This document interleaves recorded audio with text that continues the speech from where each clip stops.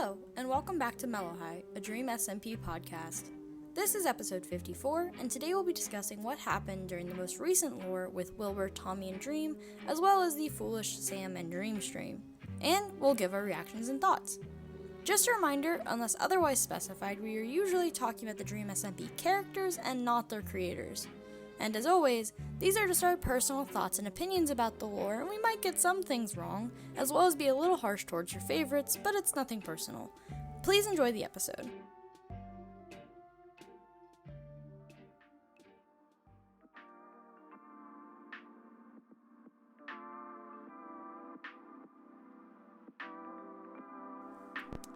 Hi everybody!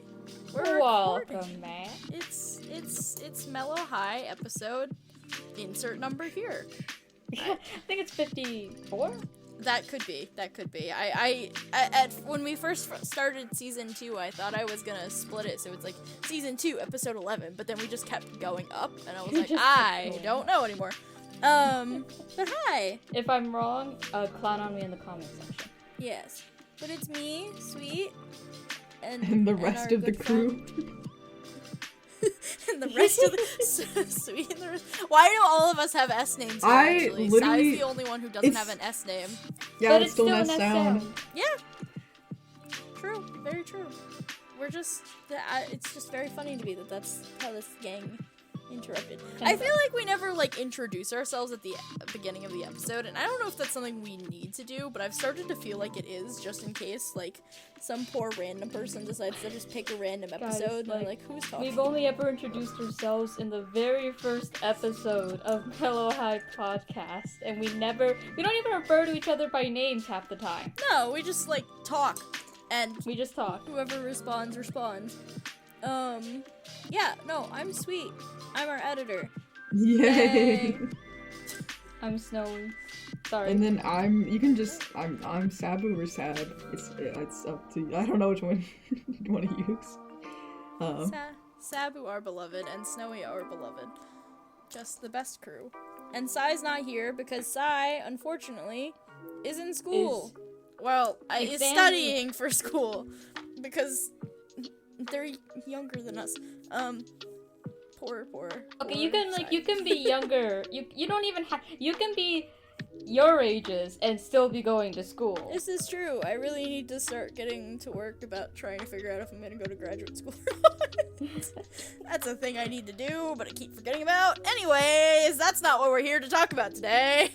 We're here to talk about lore. Because we got some.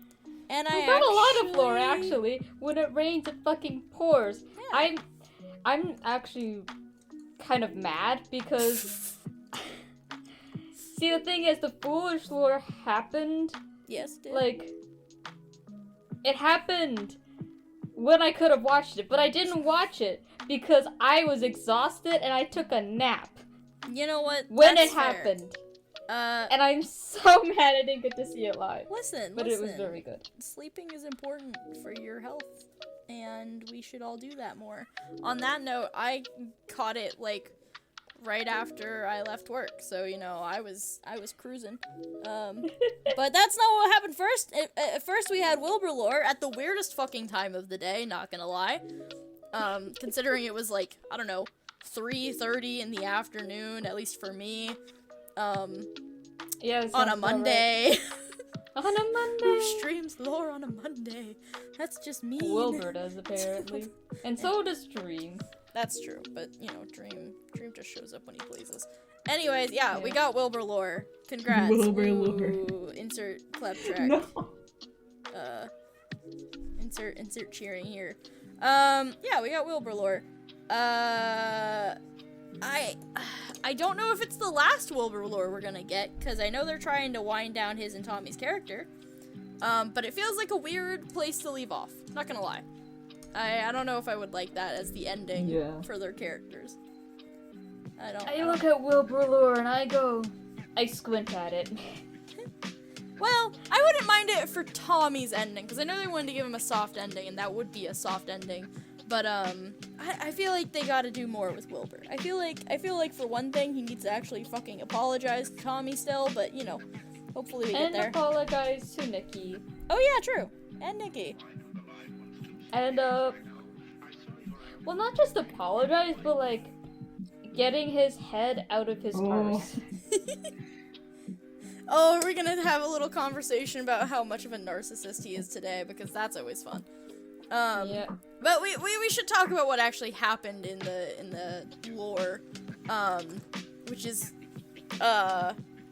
Wilbur makes everything about himself while still trying to help other people, which, you know, relatable, but goddamn, man, that narcissism problem. Yeah. Right, so last time we got Wilbur lore, Fundy, jumped out the himself. Cadillac, so to speak, Jump in the Cadillac. by, jumping off the Lemanberg Bridge, which, He escaped a conversation from Wilbur. in a violent fashion, which, you know, I can kind of relate. Fair enough. I would also If want you have to lives to escape spare. from a Wilbur conversation.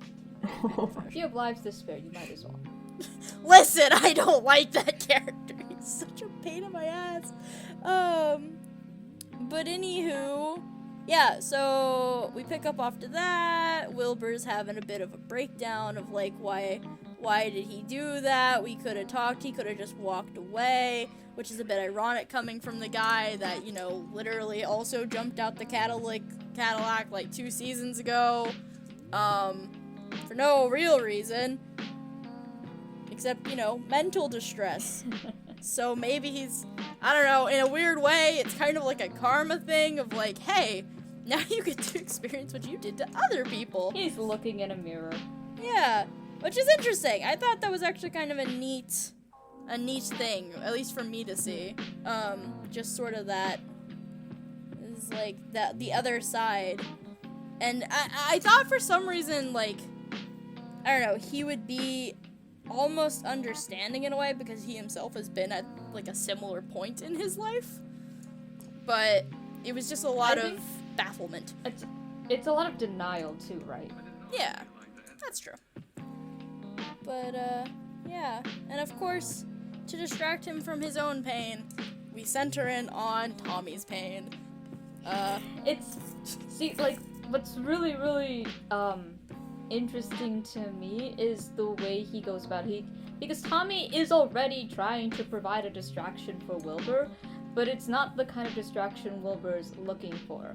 So he tries to, like, he picks at the thing Tommy really, really doesn't want to talk about. And, like, Tommy says no, and Tommy says no, and Tommy says no, and Wilbur says, but I need a distraction. And Tommy will help Wilbur however he can, even if it comes at, you know, the cost of his own mental health, which unfortunately it does. But, I don't know. I'm stuck between whether I just want to, I want to recap exactly what happened during the stream, or if I just want to talk shit. Okay, let's talk shit about both of those assholes. Like, it's not even about, well, okay, I don't want to, like, I'm sorry.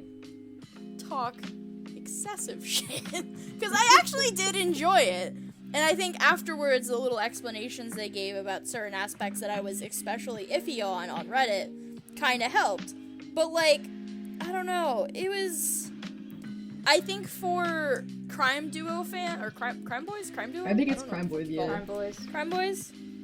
Yeah. Yeah. I think for them, it was probably a lot, their fans, it was probably a lot of, I've used the word fan service for fan appeal, pandering, maybe? Pandering. I think it was definitely... it was the weird Wilbur Blackout 2 murder dream over and over again after he learns about quote-unquote exile. That was feels like pandering. That was yeah, that felt like pandering a little, just because I know how much Crime Boys wanted that. But, you know, whatever. It does make sense for his character, I guess.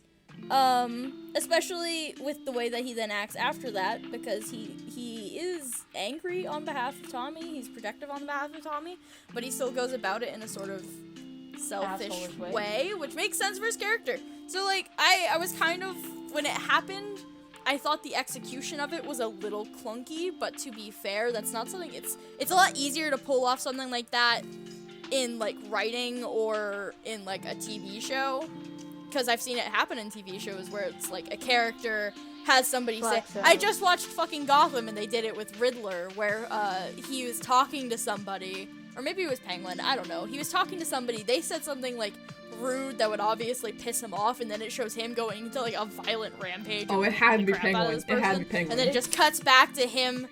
Yeah, and then it just cuts back to him standing exactly where he was before. So, like, that's something I've seen in TV before, and I thought it was a really interesting element to add to that, because I thought that was a really good way of showing, like, that protectiveness that this is my brother, blah, blah, blah, blah, blah. The violent fantasy that Wilbur had. So I thought that was interesting, even if the execution of it actually, like, playing out was kind of clunky, because he had, like, it was a little bit of technical issues. It was muted at first. Yeah. And also there wasn't really a transition. Yeah. Which, you know, I was just, when it first started, I just kept trying to, like, explain to myself, I was like, when did this take place? When is this taking place? Like, the Dream is out of prison, so did they visit Loxatrier and all of this shit before that happened? And it's like, that doesn't make any sense. You notice Wilbur's inventory is full. And then you also notice Dream is using a stupid villain voice that he doesn't actually use in lore. It's, I don't know, it was definitely interesting. And I think it was interesting because it also shows Wilbur's story. I mean, it was a very brief glimpse, and it's a very interesting glimpse, but I thought we got, like, a lot of insight into how Wilbur thinks of Dream's character. Like, character Dream thinks of character... No, character Wilbur thinks of character Dream. We got some insight into that, which I thought was kind of neat. It's a lot of, I understand this character, I understand Dream, and proceeds to completely not understand him at all.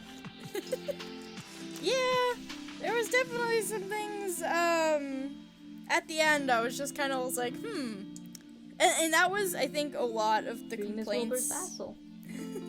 That was a lot of the complaints I saw at the end of people being like, well, what the fuck? How does that make any sense for character Dream? Like, he could have gotten out of that so easily.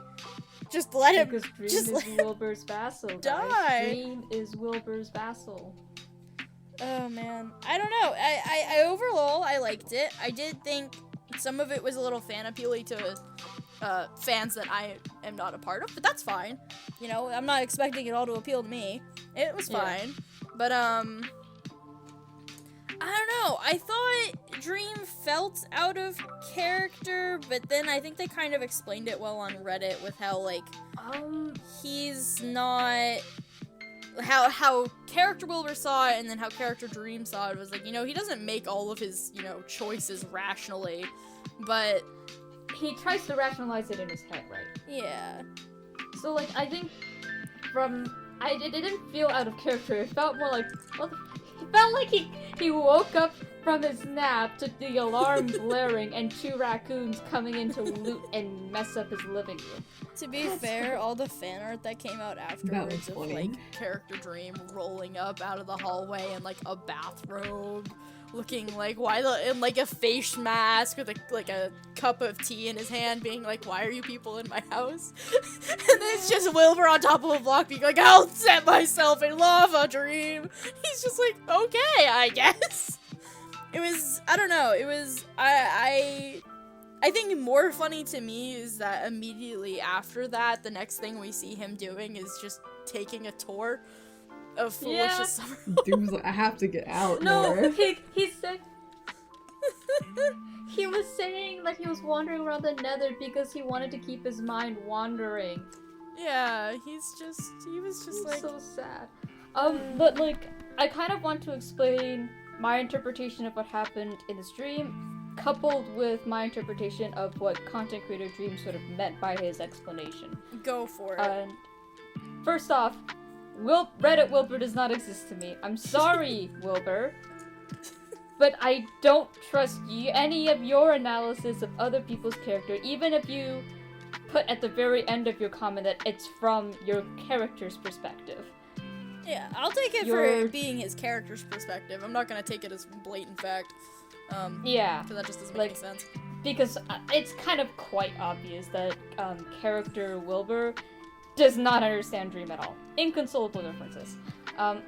But to sort of like look at what content creator Dreams has said, he talks about Dream listening to what Wilbur is saying, like because Dream wants to hold power over Wilbur, and I felt like the word power just didn't make sense. It was usable, but it wasn't accurate to like the sort of emotions behind his actions, right?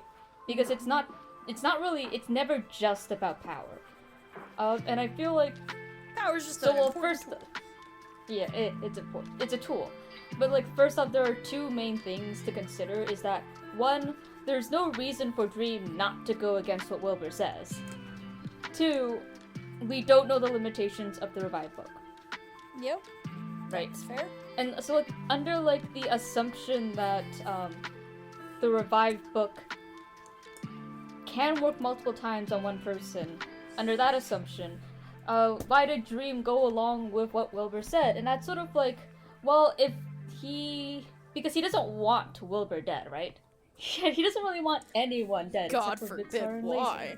He doesn't even want Sam or Quackity, like... Well, dead. I feel like he wants Quackity a bit dead. He probably wants Quackity a little dead, but he doesn't want Sam dead. Like, he had all the chances to permakill Sam, and he just didn't. Yeah. So he doesn't want Wilbur dead, obviously. But, like, people are asking, well, why didn't he just revive him? Like, I'm assuming he could. Part of the reason why Dream wanted to revive Wilbur in the first place was because he wanted Wilbur to owe him so that Wilbur would come and break him out of prison to repay that life debt. Wilbur never did, because Wilbur's an asshole. Well, I call it asshole, but it's more like it's easier to describe it as he has this, Wilbur's grateful and he's thankful for Dream for bringing him back, but that's about as far as his appreciation of being alive again goes. He does not take life debts to the same degree as Techno does. He doesn't think he owes Dream anything, right? In his mind, it's like, yeah, I should say thank you to that guy, and that's about it.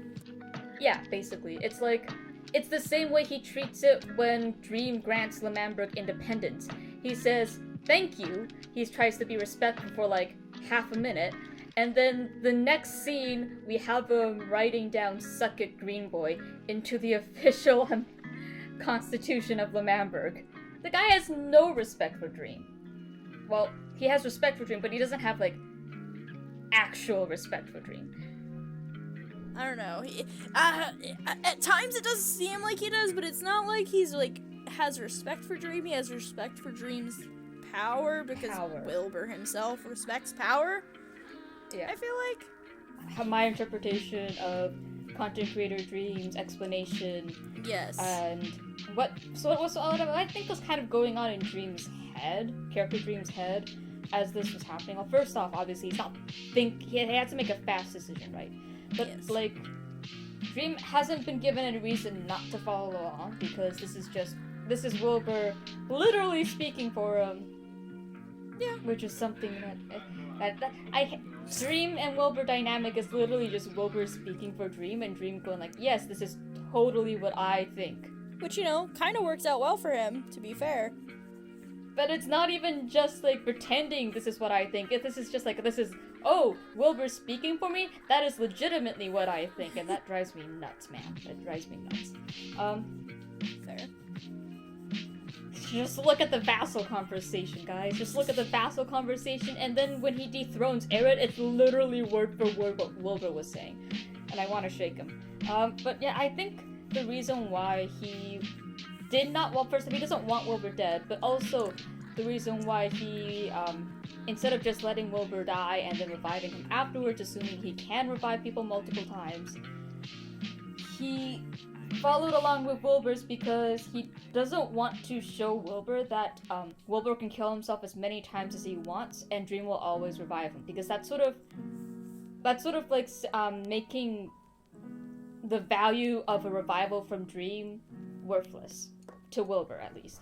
And he needs Wilbur to, well, he needs in his head to think that Wilbur would find value in him reviving it, would consider a revival as like a debt to be paid. But if he just revived him anyways without ever having first off gotten his first debt repaid, but also not even a promise for a second debt repaid, then that means that's just confirming to Wilbur that Dream doesn't want Wilbur dead and will do anything to keep Wilbur alive, and that Wilbur can A, use this to his advantage by forcing him to do stupid things, or B, that Wilbur doesn't have to owe Dream anything and he could just do whatever and expect Dream to keep reviving him, because that would be what Dream is showing him if he were to revive him after Wilbur died a second time. I would have just killed him.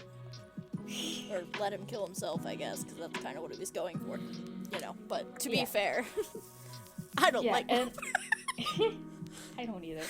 And like, I think the part where Content Creator Dream talks about this sort of like, and like it having a favor, being owed something, having a debt, is kind of like power over someone, but it's only limited to as far as what the other party thinks they owe you, right? Yeah. So Wilbur doesn't think he owes Dream anything, so Dream doesn't actually have any of that quote-unquote power over Wilbur. And if you think about what Content Creator Dream said about this sort of quote-unquote power is just something in Dream's head, that makes sense, because Dream doesn't have any power over Wilbur. Wilbur isn't any more obligated to help him now than he was when Dream granted Lamambrook independence. Yeah. The only reason why Technoblade's favor had value, or had like quote-unquote power over Technoblade, is because Technoblade honors his life debts. He honors his favors. He will pay you back if you do something for him. Wilbur doesn't. And that's why I think why the power is just in Dream's head, because Dream's assuming Wilbur will honor the debt and will repay it eventually, when Wilbur won't and doesn't, and he has absolutely no hold on the decisions Wilbur is going to make in the future, because Wilbur just doesn't care. Yeah, I think like that's a good explanation for that whole thing, because I do think like I don't think it's inaccurate for Wilbur to say that like, well, he just wants power over us, because I think he does, right? Because power is a tool. It's just, you know, power isn't his end goal. He needs power to achieve what he needs. So, like, but it's also like he doesn't necessarily need power over Wilbur or Tommy specifically right now, right? He's got other things to worry about. Yeah, which actually, on that note of other things to worry about, that was one of the things that also just threw me off a lot, because it felt like everything Wilbur was asking him for was just such old news in comparison to all of the shit that he's been through and like had to deal with recently.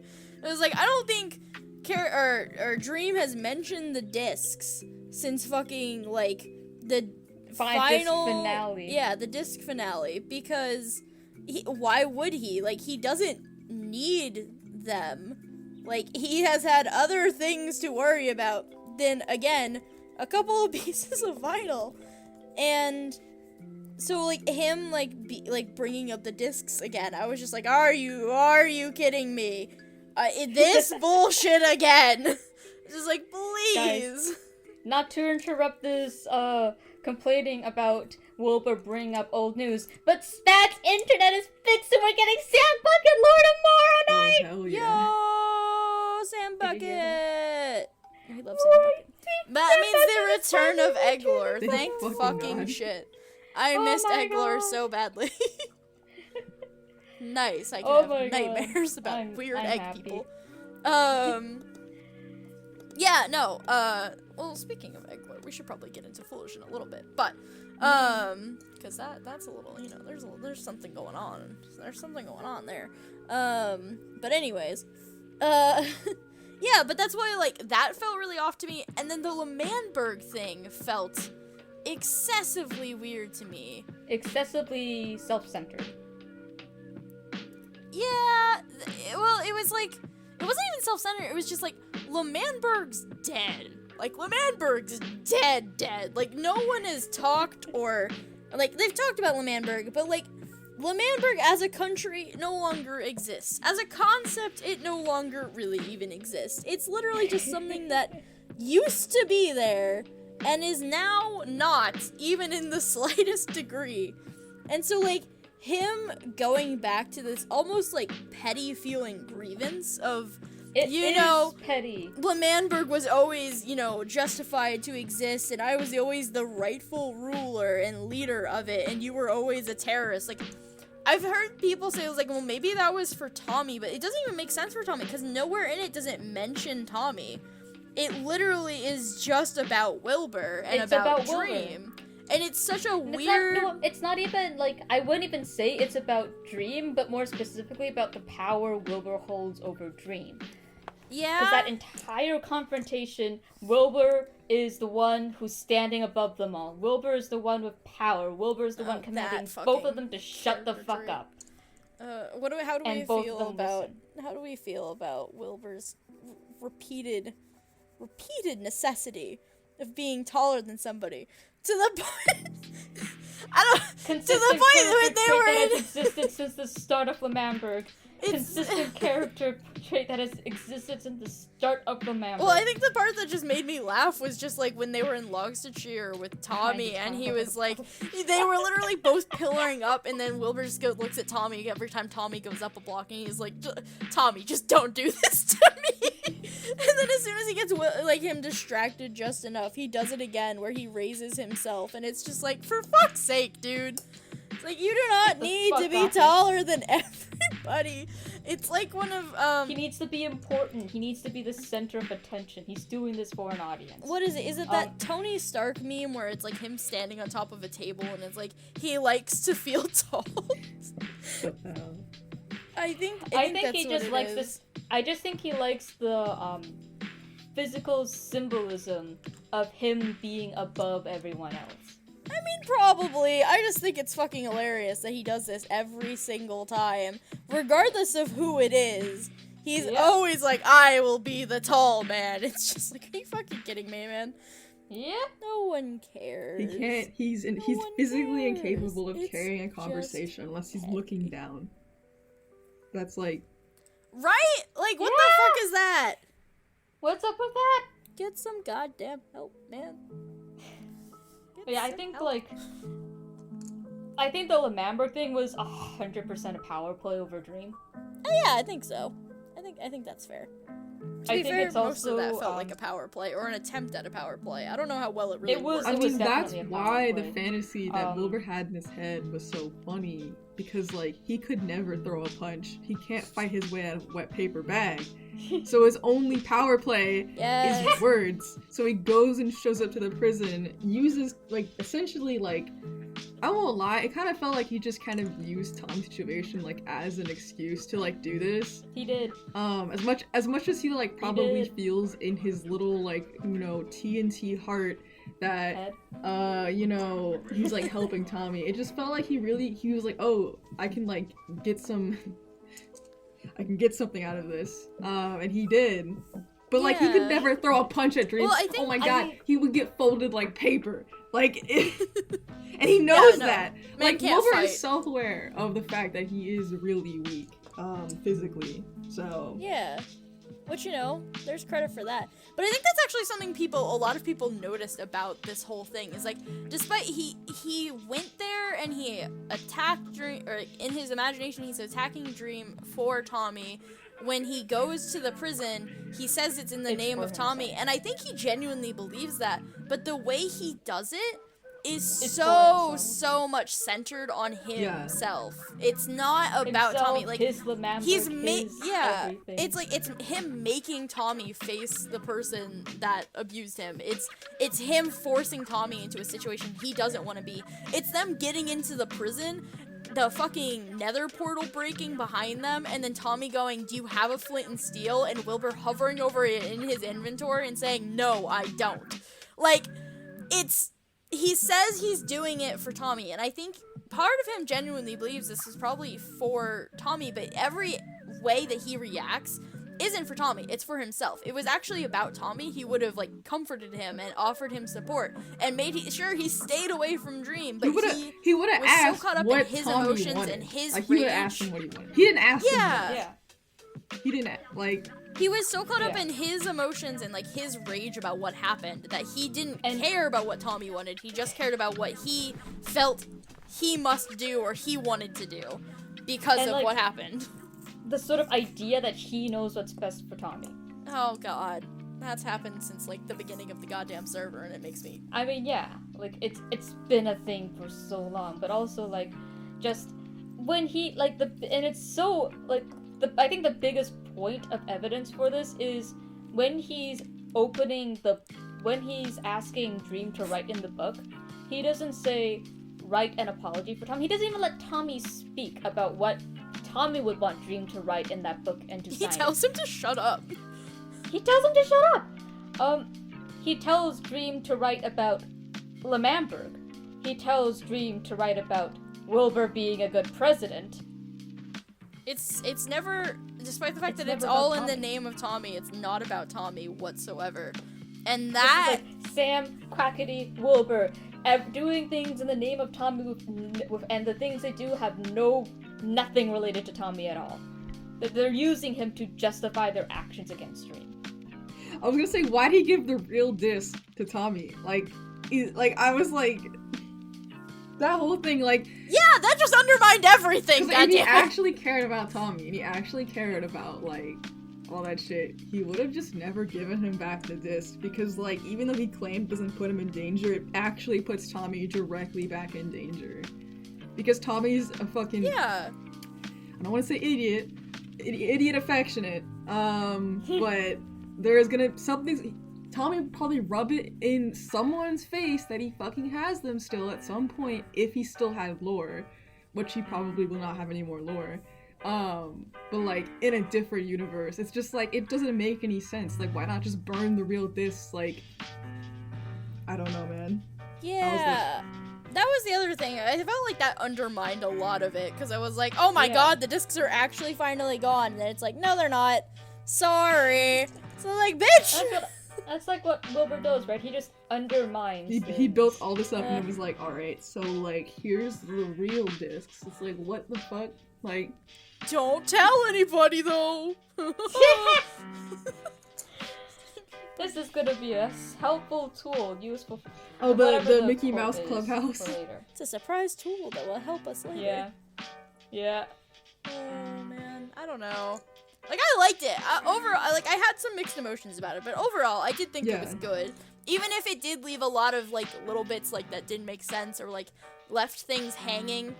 But if this is, like, their attempt to, like, wrap up, like, character Tommy's story, then I'm like, I get it. Whatever. Yeah. If he wants to move on to greener pastures, you know, it works, like, whatever. Like... Yeah.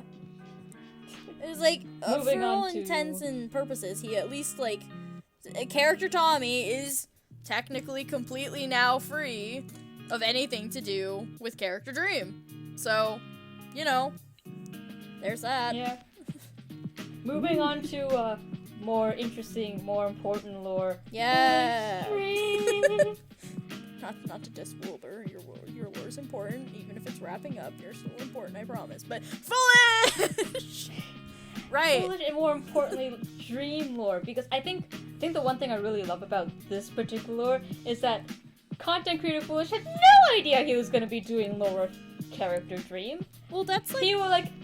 the way he responds is like, oh hey Dream, and then he's like, Dream's like, I'm behind you. He turns around, sees character Dream, and goes like, oh, so we're doing this now. Yeah. I think that's my favorite part about Foolish's streams, though, to be fair. Whenever he's on the Dream SMP server, there could be lore. And it's almost always spontaneous. And it's always really good. Like, it's just always good. Like, I'm sorry, but like his spontaneous lore has probably been better than his pre-planned lore. Which I apologize, because your pre-planned lore is cool, but I think Foolish is a lot better at improvising and interacting with other characters spontaneously than he is at just monologuing to himself. Yeah. Plus, I mean,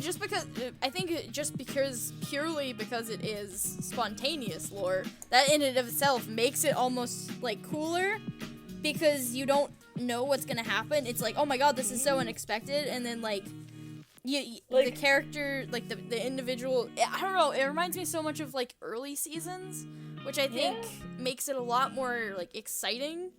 Not that, like, pre-plan's bad. Pre-plan's great. Because I think a lot of that is really well done, but there's just, it doesn't, Doesn't tickle. Doesn't tickle it. It's just a different experience, and it's a very enjoyable experience. But, Sabu, you didn't get to watch it, so, here, let us give you the lowdown. Foolish is in his summer home. We see Dream log on. Dream logs on. Dream joins VC. Dream shows up to the summer home. Dream decides. I missed like the very beginning of it because I wasn't watching Foolish at the time because I was watching TV.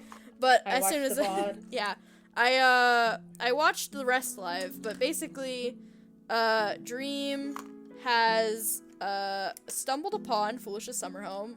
Unsurprising because Foolish recently remodeled his nether portal to be fucking gigantic and made out of black stone and gold. So like hard to miss. But no, the Dream is literally like, well, I saw this portal when I was wandering around in the nether, and it's got this giant arrow pointing to it that's come see what's on the other side. Yeah. Literally. It's literally like a tourist destination with that portal. Yeah. But so he's like, so I came to look around, and he was like, so you built all this? He's like, how many times have you had wars here? Nobody bothers you? And Flish is like, I mean, no, not really. I mean, other than like a few things like La Sandberg or La Cactusberg, but it's it's so sad because like the way Dream just automatically expects something beautiful and big and grand to be vandalized and destroyed and caught in the throes of war. To be fair, like the fact that Foolish's summer home has been relatively peaceful is incomprehensible to him. It baffles him. I mean, it's baffling to me just because the DSMP is a fucking shit show.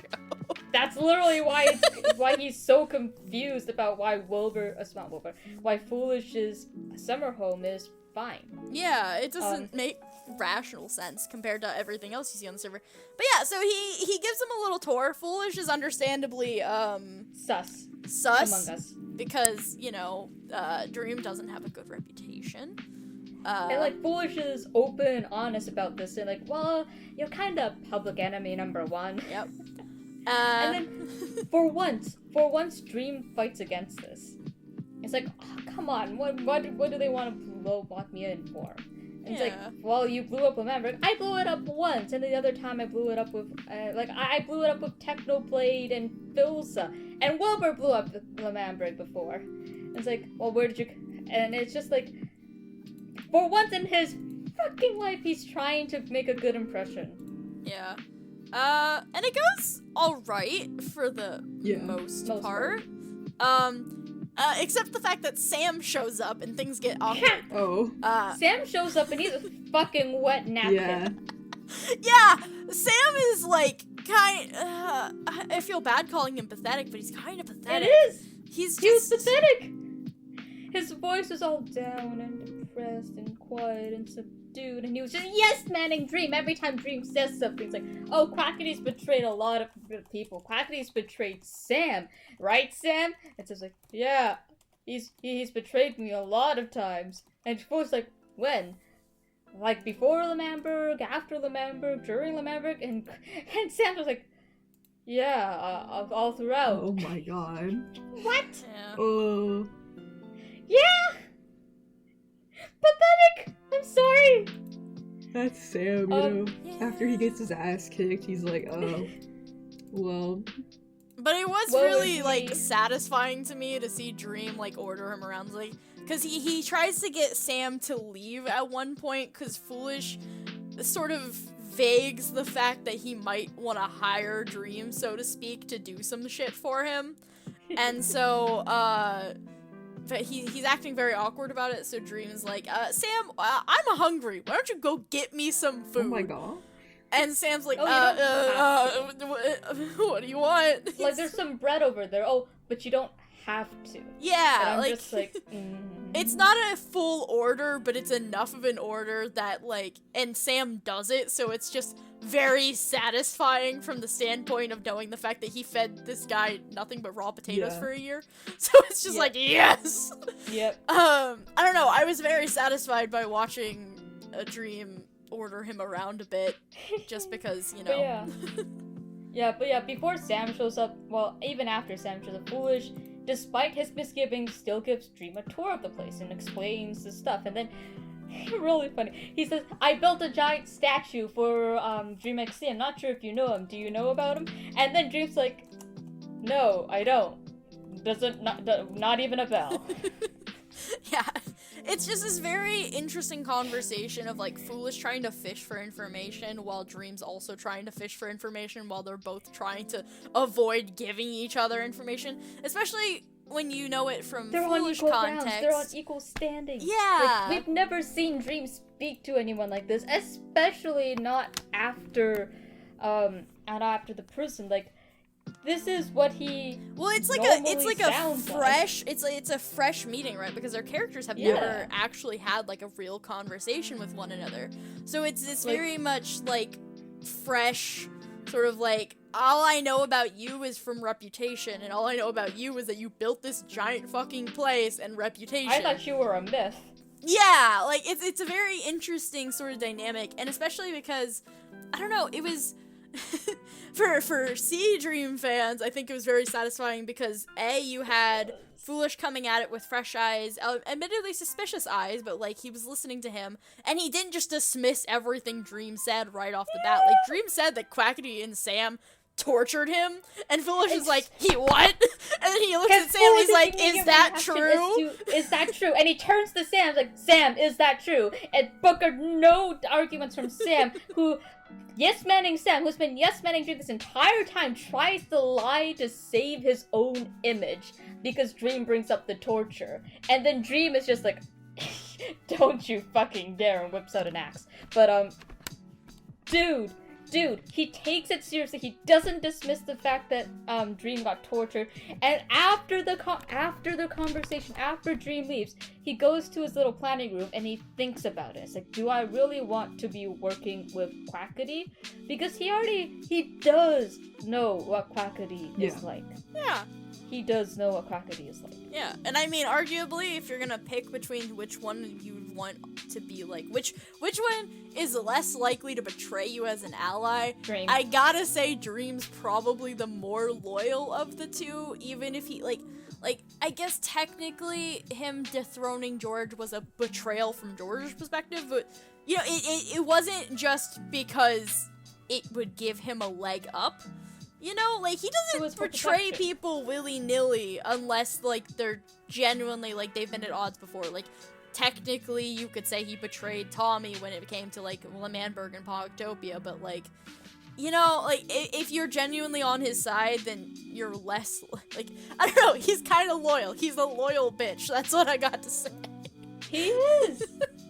But, I don't know, it's just... It was such an interesting stream because those two have never interacted with each other, and then Foolish actually listened to what he said while still, like, maintained a healthy level of suspicion, yeah, but didn't automatically dismiss everything he said. And then we also had the side effect of Sam's there, and Sam isn't standing up for himself, which, you know, good. Well, fuck you. Well, it's funny because it's not funny. Because Sam, at this point, when he asks about the torture specifically, tries to deny it. I mean, he would. Yeah. He would to save his own image. Yeah. He actually even starts saying, I was like, well, that's not exactly how I would say it happened. And then you see, because someone posted a clip of this afterwards being like, this was fucked up, and I was like, that's fucking hilarious. But he says, like, oh, I wouldn't, you know, say that's how it happened. And then you see Dream switch to his axe, and then Sam's like, well, yeah, no, I guess that's basically true. And then he switches back to his bread, and it's just like, You kind of, yeah, no. It's like Dream's not letting this motherfucker get away with a lie like that. Yeah. And, like, even if Sam did succeed in trying to deny it, his silence, the guilt in his voice is so obvious. Foolish would have known immediately. Foolish and empath, sensing that something is terribly wrong between these two. Foolish and empath. Oh, man. We should all stand Foolish, to be fair. Foolish is... Like, okay, it's so funny, because the moment a character interacts with Dream as though Dream is a person, we're like, we adopt them, even though literally a year ago, Foolish was like, how much can I sell Dream to Sam for? Yeah! Like... Which, honestly, that was fucked up, and I don't think about that often enough. Foolish legitimately did that. I was just like, wait, no, that's he got fucked. some good progress into the prison as well. Yeah. Goddamn Foolish. Yeah, that's actually something, because I follow a couple of doozers, you know, a couple of Foolish fans, because I watch a lot of Foolish, to be fair, but I follow a couple of them now on Twitter, and it was interesting because a lot of them were talking about, like, the fact that, you know, character Foolish and Foolish in general definitely gives off that, like, himbo attitude, personality a lot of the time, and admittedly, he does some stupid himbo shit, but it's hilarious and very, you know, endearing. But he is very smart, especially when he's, you know, having these conversations with other characters, or like Dream XD, because there's also some Dream XD lore that happened later, but like when he's having these conversations with Dream XD or Dream or Sam or any of these people, he's very careful with how he speaks and what questions he asks, and almost always it's to his own benefit. Like, sometimes it comes across as very, like, it can come across a little dumb as you're listening to him, but then you're like, wait, no, that's actually a genuinely, like, good question. Like, there is, like, logical thinking here, and the way that he talks to people, and the way that he asks questions, is definitely leading his character towards, like, good conclusions and learning things, and, like, I don't know, he's much smarter than he comes across, and then you have to also factor in, like, a lot of the times as a character, his, like, go-to is, like, psychological warfare, and he almost always does it successfully. Like, yeah. Like, he's smart, man. He's very smart, like, an empath. Yeah, he's trying to, like, when he's, like, trying to torment BBH because of Sandberg or whatever, he says, like, he kidnaps Skeppy. When Tommy's near the summer home, he puts on the dream head to scare him away, because he knows that will do that. There was a couple other, like, examples I saw got brought up that he did these things to other- he's mad at Punk, so he fucking takes Sam out on a date and makes Punk be the waiter. Like, there's a bunch of, like, little things like this that Foolish does, and you're just like, wow, those are all really fucked up, but on the other hand, incredibly, like, good tactics. Like, those make sense. Like, he's a smart guy, and so it's really interesting seeing him in, like, Dream, because I think for a long time... who's also smart. Yeah, and for a long time... Like that. Yeah. And for a long time, their characters have been compared, I feel like, because they've been in similar positions with, like, Foolish's summer home, and then what happened with Sandberg, a lot of people were like, well, that actually does parody, like, Manberg and the Dream SMP really well, but in a goofier, funnier manner. So, like, they're characters who have similar experiences, so you'd think that they can, like, really communicate, but then they also have, like, a similar level of, like, intellect. But they're still very different people, but they have these similarities and these commonalities that lead to these very interesting interactions. Chemistry. Yeah. And I think that's also why I really have always loved, like, the Dream XD and the Foolish stuff, because that shit's hilarious. And, like, it's really funny seeing them bond. I don't know, Foolish and Dream, whether it's the characters or the content creators, I just love them as a duo. Like, they are just the best. And I'm so excited for MCC, because they're going to be together. I'm so excited. Dream is going to fix Foolish's hatred of Sands of Time. He's going to fix him. That's... Yeah. No. But yeah. So, like, we're kind of running out of time here, just a little bit. So I kind of want to go quickly over mostly what happened. Sure. Really quickly. Go. So Foolish tours Dream around, and then they he talks about what the cactus tower is like, and he's like, oh, Bad builds this, we're kind of at a little bit of a war here, he builds stuff in chunk, and then Dream's like, oh, so you do have war here, just like, it's not a war, I'm like fighting one guy here, this isn't a nation or anything. Yeah. And then Dream is like, well, why not, and like this entire, and so it's like, huh, okay. Also, Foolish says that he wants to wait until Bad logs onto the server so he can break the cactus tower in front of Bad's eyes. Yeah. Which is typical Foolish. Yeah. But yeah, so like, and throughout this entire tour and conversation, Dream is just hyping Foolish up, and it's like, wow, you built all this? I thought you were a myth. Why are you working under Quackity? Why aren't you your own boss? Like, this could be a nation. So like, you're telling me Las Nevadas, that little fake desert, is a nation, but your summer home isn't? But this place isn't? Like, dude was hyping the man up. Constantly. And like, as a man of your stature. Yeah. Honestly, he makes a good, Dream makes a good point, though, of like, why the fuck is Foolish working for Quackity? No, for real. That makes no sense. Yeah. If anything, Quackity should be working for fucking Foolish. Like, Quackity really rocked up there, and like, made his like deal, and I was like, that whole stream. I can't believe Foolish was like, man. That whole stream just made no sense for Foolish to join Quackity, I'm sorry. I think it was fucking funny. Like, that, I like to imagine Foolish as like 20-something feet tall, and there's this little guy who just walks up to him and like somehow manages to convince him to join his country, and it's like, dude, what the fuck? Basically, so it's like, yeah, basically, for the majority of when Sam isn't here, Dream and Foolish are walking around with Dream saying, wow, this place is amazing, Foolish being a little suspicious, and Dream's trying to get on Foolish's good side, essentially. Trying to hype him up, complimenting him, saying like, wow, this is crazy, man, and you did all this by yourself? And, yeah, and then Sam shows up, and Dream pretends he is Sam, oh our my besties. God.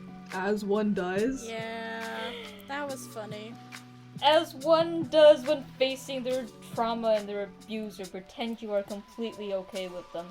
So yeah, Dream just says like, oh yeah, we're old friends. Yeah. And it's like, yeah, Sam helped me with my house. Yeah. Yep. I mean, they are old friends when you consider that they started out on the server together, but he like... doesn't lie, technically. Which I hate. Fuck you, Dream. No, but... Okay, but like, and then they go explore a little bit further, Foolish shows them the new village trading hall that's gonna be inside the giant-ass pyramid he built like a year ago. Yeah. Oh yeah, I remember watching that, and the thing that got me and made me like laugh but also sad is that when they get to the middle, there's a cat sitting in the middle by the craft and takes out his axe, and I was like, no! And then he puts it away. Yeah. And he stares at the cat. Oh, Dream SMP, when you get great Dream moments, SMP. like political discourse, and then people staring at cute animals, and then making Sam fetch you bread. Anyways, we're getting close to the end of our time. Yeah, so, I do kind of want to really look quickly. Inside the pyramid, though, there are two things Foolish asks Dream. Ever think about giving up the revive book? Silence. Dream physically backs away and then says, no, I like keeping it for myself. Second, Foolish asks, well, did you deserve any of it? And did you deserve it? You're like the big bad guy of the server. Do you think you deserve it? Which is like, for a guy who was tortured in prison, and told he was deserved everything he got there, that's not a good question to ask. I don't remember how Dream responded to that one, but I think that was also when Sam was there. And then, oh, I remember now. Dream says, well, everybody makes mistakes, right? Yeah. And I think Sam agrees with him. I think he does. Yeah, Sam's pathetic during that. Afterwards, they walk out, And then Dream asks Foolish what he and Quackity's relationship is like. And then Foolish starts out with friend, and then Sam goes like, no, they're not friends. They're just business partners. Oh yeah, he tries to cover for Foolish. Which is funny because like fails. I mean, I don't even know if you need to, right? Like Dream's not gonna go after Foolish to get to Quackity. Well, yeah, but like Sam doesn't believe that. Sam believes Dream's evil. But like also at the same time, Dream's not serious about Quackity and Foolish being friends because A, he doesn't think Quackity could have any friends, because he's so traumatized, and B, he's literally mocking about them going, oh, what you guys like hang out at your summer home? Does he like come over, ask you for help, and you go and help him? Are you guys all buddy? He's super sarcastic about it the entire time. Good. Which is really fun. And then afterwards, when Sam tries to say, no, they're only business associates, and Fool's like, yeah, we're just business partners. Yeah. Dream's like, oh, what? So you just work for him? You work under him? You're Quackity's bitch? Oh. You just do what he says? Like, I love how every time Dream's spoken to Foolish, it's been A, hyping Foolish up, B, undermining Quackity. Talking shit about Quackity. Essentially. Which is really funny to me. Yeah. It was just such a good stream. I hope we get more soon. And if we don't, that'll be depressing. But anyways, we're at the end of our time. I need to wrap things up. Wrapping things up. Then we get to the point where Dream offers a deal with Foolish. It's like, hey, maybe I can offer you whatever Quackity's paying you. I'm offering you double. And then Foolish sort of looks at Sam. It's like, we can make a deal. And then Dream sends Sam off. Sam is pathetic as always. And then they talk about the deal. So like before the stream happened, Dream XD came on to spoke to Foolish about how Foolish is in debt because he used up all his lives. So he needs to kill people to get out of his debt, and sacrifice himself. So Foolish is in a bit of a pickle, and he couldn't kill Sam Nook. So so he asks Dreams like, no, I don't want. So he asks Dream for a favor that's not like, oh, I don't want money, and then Dream automatically assumes it's for protection. But like, so like, that's not really protection. I would kind of need you to go kill someone, and Dream's like, oh, counterattack. And Fool's like, no, we're starting the conflict. And Dream's like, oh, okay. I just find that entire interaction really funny because Dream's expecting something reasonable, and Fool's like, yeah, no, I just need you to kill shit. Yeah. It's not even like a complicated request either. It's just like, I just need you to kill some people. I don't even care who they are. Yeah. Except like, don't kill Sapnap. That's the only one, which, fair. Because Dream XD has made it explicitly clear what's gonna happen then, but... Dream asked if it's okay to kill Quackity, if it's okay to revive people after he kills them, and he says if it's okay to kill Sapnap because Sapnap's he knows where I live and he's been knocking at my door, yelling at me to come out every day. Yep. Which I find it hilarious. Sapnap's the annoying neighbor. Anyways. But basically he agrees, and so like. On the as long as Foolish warns him whenever Quackity's gonna show up, like 5 minutes beforehand. Sam comes back. They say Dream says it was nice to meet you. He hopes he can all be friends. In that Foolish's place will be standing. Foolish gets sus, and then Dream's like, well, you know how this server is. It's a miracle anything stays standing here. And then they leave, and Foolish and Sam leaves. So Dream leaves first, then Sam. And Foolish goes to update his ideas chart. And that's the briefest summary I could make it, except there's so many things about Dream in that stream that just screams trauma. Like the carrot of trust. Foolish gives him a carrot and he's like, well, I'm not gonna eat it, he says. Like he can't be bribed by food. he talks about his house like it's a place for protection, even though Foolish didn't only ask him where he lived. Like, so much trauma, so much, my boy. Okay, now we're wrapping up the episode because I have to Now leave. we're wrapping up. Okay. There's too Alright. much to go over, I'm sorry. We did a question of the week, but we didn't get enough answers. I feel like we can just keep that one going, especially because it sounds like we're going to get Sam Bucket stuff. So we'll answer it next week. If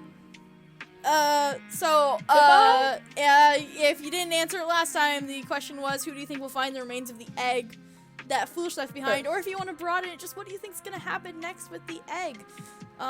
If you want to go for a more open-ended general question, either way, it doesn't matter. That's the end of the episode. We're leaving. We're stopping. We're done. Okay. Bye. Bye.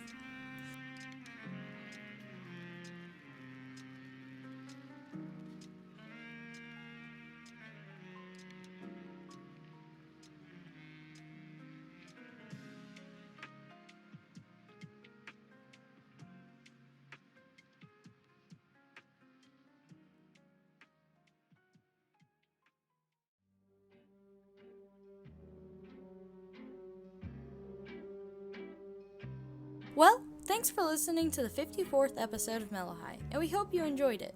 If there's any topic you'd like to hear us discuss, feel free to leave a comment or find us on Twitter at Mellohi Podcast, where you can also ask us questions, get updates about new episodes, and see our weekly memes.